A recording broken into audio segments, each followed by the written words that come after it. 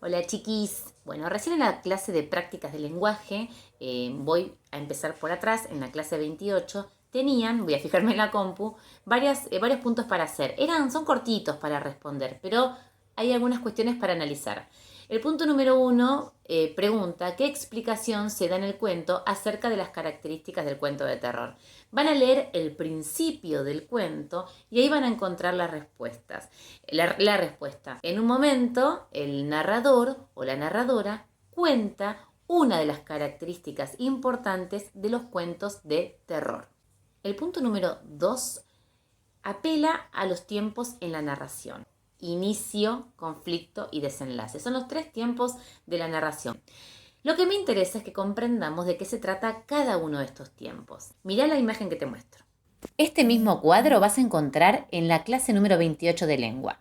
Acá tenés definido cada uno de los tiempos de la narración. Tenés por un lado la introducción o el inicio, que es donde se presenta a los personajes, el lugar donde viven, cómo es el ambiente, qué cosas suelen hacer en la normalidad.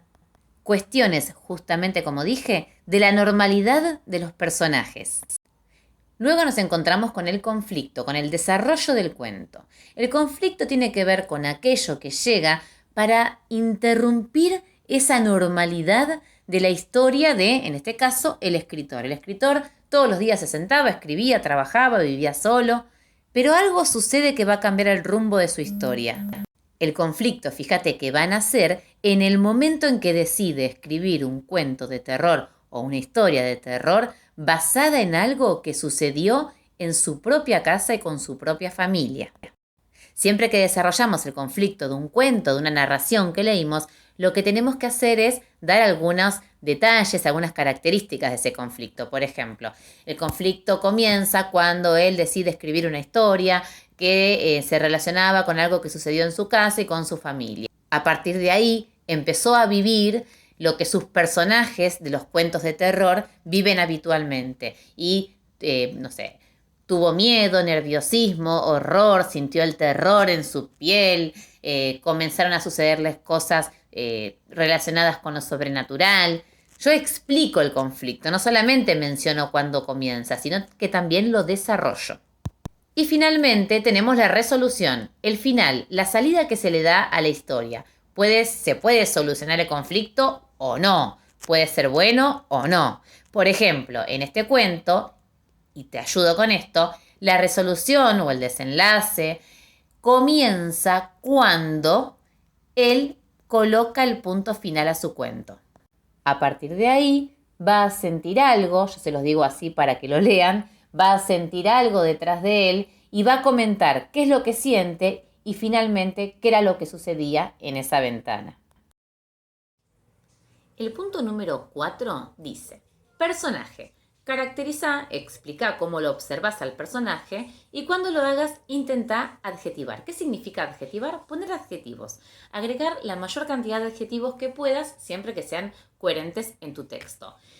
Para explicar, para caracterizar a este personaje, tenés que no solamente apelar a las imágenes, porque los chicos en clase bien comentaban, por ejemplo, es pelado, tiene bigote, fuma, le gusta sentarse a escribir. ¿Qué es lo que ven en las imágenes? Está bien, las imágenes también se leen, pero además van a agregar información que transcurre en la historia, a lo largo de la historia. Por ejemplo, le gustaba escribir historias de terror, vivía solo, era un hombre solitario en una casa muy grande, se siente atemorizado, nervioso, horrorizado cuando empiezan a suceder cosas sobrenaturales. Van a contar todo lo que saben de ese personaje, de manera que una persona que no leyó este cuento, al leerlos a ustedes o al leerlas a ustedes, puedan detectar ciertas características de este personaje. Y el punto número 5 es el último.